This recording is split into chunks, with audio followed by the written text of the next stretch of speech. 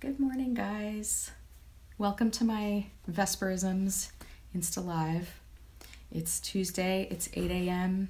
It's time for us to chat. I'm really excited. So I'm going to just wait a few minutes till people sign on and get on our chat here. It is a beautiful Tuesday morning. Oh my goodness. So chilly. It feels like fall or early spring, and I'm loving that. Totally loving that. This is my kind of weather where I can wear a sweater, I can bundle up, just be cozy, drink hot tea. It's just awesome. So I thought I would start by telling you guys what I'm working on these days. I've largely kind of wound down my spring book tour just to concentrate on revising my next manuscript. So I am really in the trenches of revision right now. I have a couple of appearances happening, one in Connecticut in July, and then I'm doing the Talia Book Camp in New York, which is a book camp for teens in July as well. So just 2 things in July, but the rest of the summer I am heavily revising this monstrosity right here. It's quite thick. It's literally hot off the presses. It's still warm from the printer. So I've been working on that for the past couple months, and man, is it a beast. Revision, wow. It's a thing to behold. I also thought that I would share with you a couple of resources that I'm using to do my revision. So I used this for my last 2 novels, one of which is still unpublished. But anyway, it's a great resource. Sorry if my cat is going to come and join us in a minute. She likes to scratch my furniture, so I may have to admonish her at one point. But anyway, I use this book called Blueprint Your Bestseller by Stuart Harwitz. And if you are writing the next great American novel, if you're writing your first novel especially, and you're wondering how to kind of organize it and get it into a reasonable format, Blueprint Your Bestseller is a really, really great resource. So again, that's Blueprint Your Bestseller by Stuart Harwitz. I've had this for a long time. It helps you to kind of slice and dice your manuscript and get it into, a reasonable form.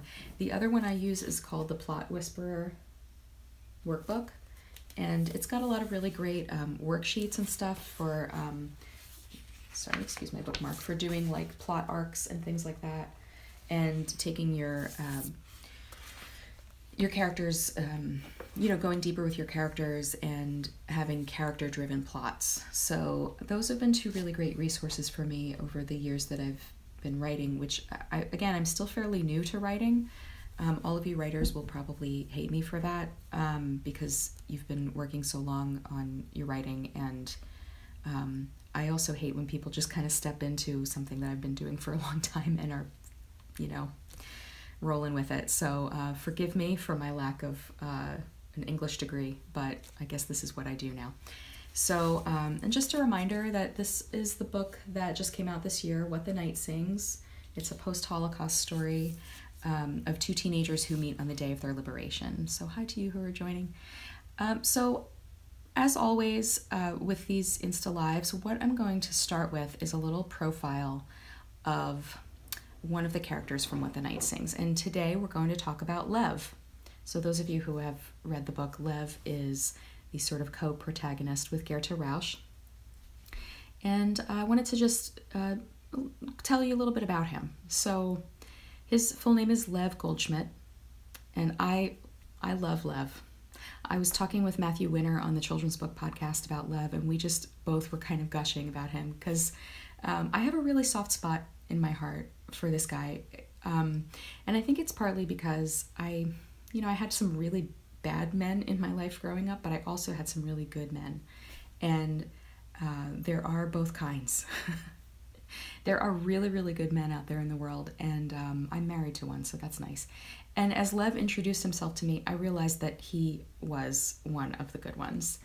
So here's a little bit about Lev. He grows up in a strictly religious Jewish family in Poland. He comes from a town called Kielce in Poland. I hope I'm saying that right. I'm sorry.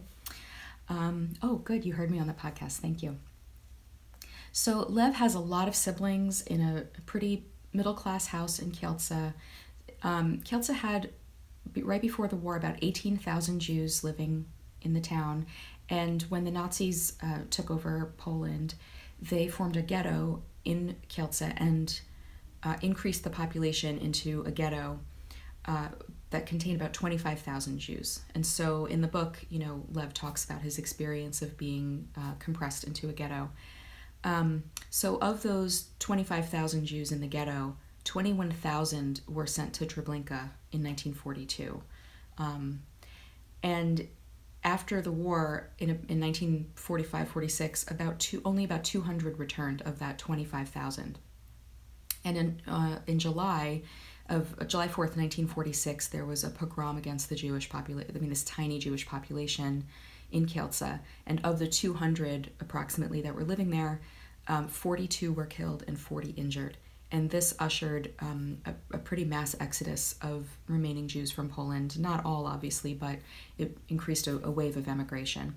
So anyway, Lev's mother is from Germany, so he speaks a little smattering of German, enough to help him to survive and kind of, get through the camps, and enough to get his friendship with Goethe off the ground. So his family is very close, and he had an especially special relationship with his father, who gets him into the world of words through newspapers. They bond over a love of newspapers, and his father lands him an apprenticeship at the local newspaper. And at the time, Lev does not recognize his talent for writing. He's just at first, he's content to live in the excitement of working with the machines and in the buzz of the newspaper shop. But when he starts telling his own story in the book, that's when his words come out in a flood that he never realized was there. Lev is also, because Goethe is such a strong character, some people maybe misunderstand her friendship with Lev and relationship with Lev. So one reader recently posted a review in which she says this: Goethe was constantly told by Lev what her place as a Jewish female was, and it felt like she finally caved in and stayed with him. And I felt like that reader was really missing the point. Lev is actually, I want to encourage you to see him in a different light. It's often the case that when someone has strong spiritual beliefs, they come across as telling people what to do or self-righteous or something like that. But that's not what Lev is doing at all. He's really offering Goethe a different way to see herself as an individual imbued with divine dignity, not as a label. Last week we spoke about Goethe's character, how she adopted this image and identity for herself that was very, it was almost a religious belief herself, that, that she had to live by this certain dictate, Hi to you who are joining. But what Lev does is he actually cracks her open and offers her a different way to see herself, not just as the things that she does and the accomplishments that she does, but as somebody, as an individual who's imbued with divine dignity, and that she doesn't have to follow this certain script that she had laid out for herself or that others had laid out for her. He's actually giving himself and everything he holds dear in his heart to Goethe, to his friend, because he sees her for who she truly is and not who she portrays herself to be. And I think if you read his character carefully, you'll see this, and you'll come to love Lev as I do. So that's about Lev. If you have other questions about him, or you just want to reflect back your thoughts about him, please feel free to do so. I'm really interested to hear how people are engaging the characters and finding their own story in the characters. So I thought I would also, I got a few questions last week, which is so fun, and I thought I would answer one of them. And as always, you can always DM me any questions that you have about the book or about writing or my illustration practice or just like writer's life, illustrator's life, what this whole thing kind of looks like, all of that stuff. So this week, I got a great question from Leaf, and she asks how I keep belief in myself, how I work through issues of self-doubt.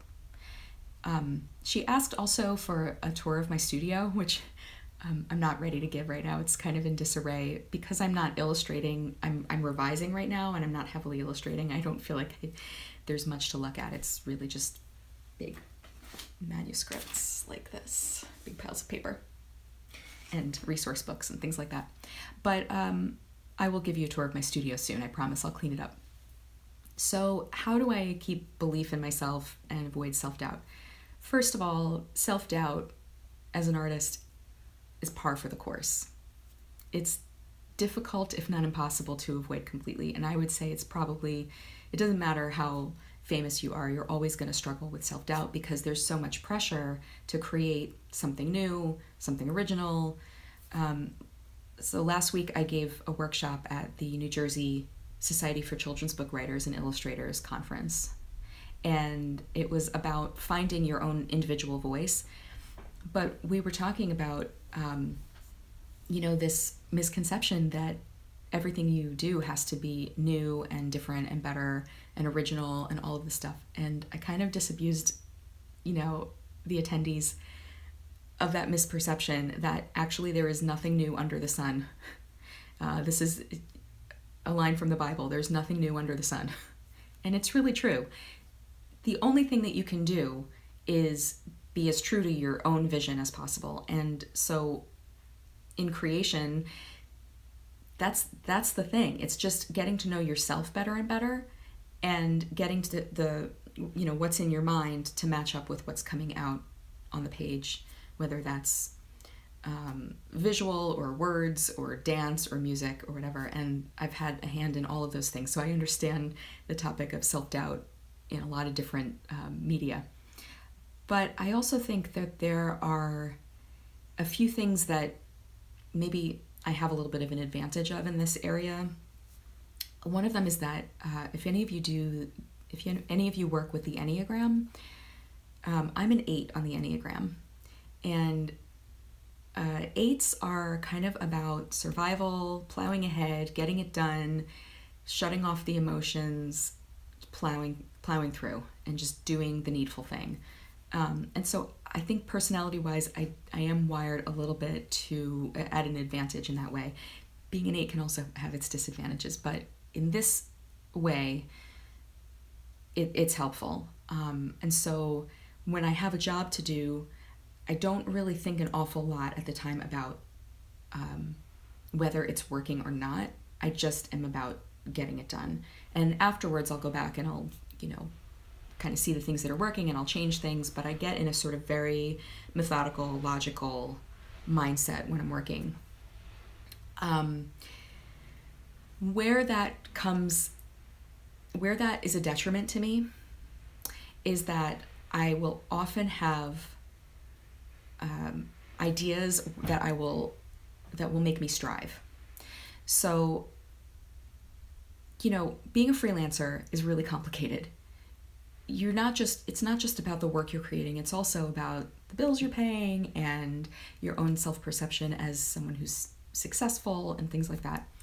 And I have found recently, this is actually a brand new revelation in the last couple of weeks, that as I've looked back over my 20 years, the things that I have strived the most for and agonized the most for, and maybe even I'll have a flash of brilliance, right? I'm gonna create a line of lifestyle home goods, and I'm gonna sell them on Society 6 or something. I do have a Society 6 store, but I don't have time to really maintain it, but you can still buy stuff on it. But I'll get this idea, right? And I'll say, okay, well, this is how I'm going to make more money now, or this is how I'm going to really get my name out there or whatever. And so I'll work really hard at it, and 9 times out of 10, it bears no fruit. And so I've had to look over the last 20 years of my career and say that the things that I have striven the most for have been the things that have borne the least fruit. And it's only the things that, when I've been really true to my own vision and my own voice, and when I'm creating from a place of rest, that's when things happen. Like What the Night Sings, for example, was not something I was looking for, and it was not this flash of brilliance, this great idea that I had. It was a project I started in grad school, and it was like grad school kind of represented a way for me to just kind of put aside the questions of career and the questions of like success or whatever, and it was like I could experiment a little bit more. I had been really in picture book land for so long, wanting to do picture books only, and I wasn't getting very far with that. So this time of experimentation represented a sense of freedom, and I could just explore what I wanted to study out of curiosity. And that's when What the Night Sings got picked up, and it really didn't take very much. Now, that being said, I had 16 years of career before that to kind of hone my craft and all of that stuff, but there really was not any room for self-doubt in that because I was so invested in it. Does that make sense? So yeah, just to recap, like self-doubt is not something that I primarily struggle with. It's something that comes later upon reflection when I realize what's not been working. And I am learning, even at this, point in my career, that creating from a place of rest and creating from a place of just knowing who I am, that's when things happen the best. So there was a lot more to her question, but I'm going to leave that there for now. And I want to thank you guys for joining me. I just want to let you know that I am on Patreon. So if you are interested in supporting me on Patreon, it really helps with things like book tour expenses, art supplies, things like that. When I'm in revisions and I'm not sort of actively pounding the pavement, it helps to have support in that way. And so I would love if you would join me, and there's perks and things like that. And yeah, so as always, just DM me any of your questions. I'll try to address them here. Tuesdays at 8, Insta-Live. Thank you guys so much for joining me. One more thing, if you have read What the Night Sings and you want to leave me a review on Amazon or Goodreads, I would absolutely love that. That is gold to me. So thank you guys so much. Really appreciate you joining me. Bye-bye.